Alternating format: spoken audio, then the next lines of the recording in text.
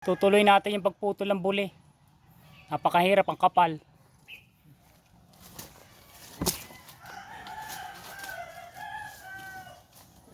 Ito gamit ko. Malaki na to. Isang araw yung maliit lang. Naging pambastit ng isang araw. Ang gamit ko nung isang araw, maliit. Listo.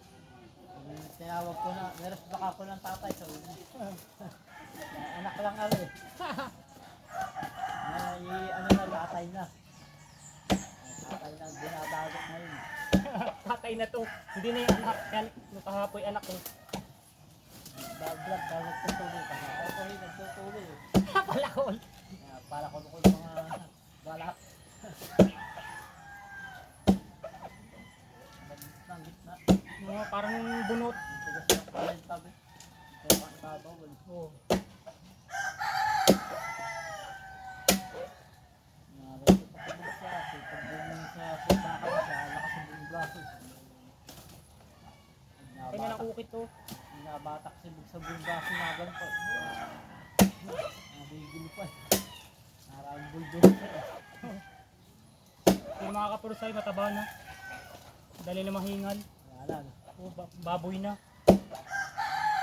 Ito kaya dati Matawa, matso. laging nakakatikan ito yun. Ito, hindi tayo. Nalagyan ito kay Digan.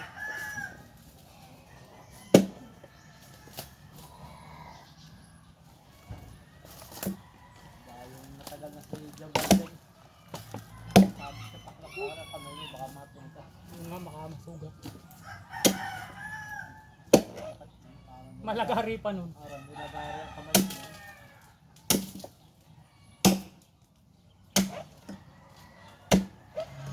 Nilabot ng gitna, parang supaw. Nasa balat lang ang lakong kaptigas. Ng gitna. Parang ubod.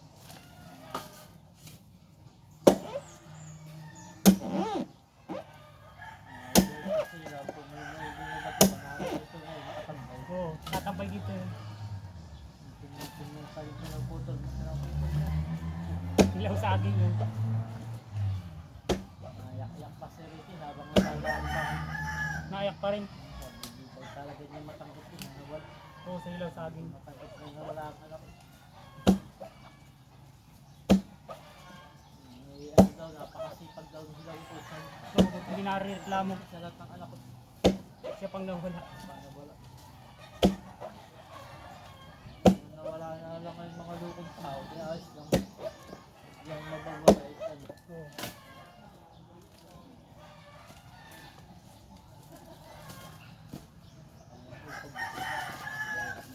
Oo. Nakakautay din, nalaki ng uka. Ewan nga.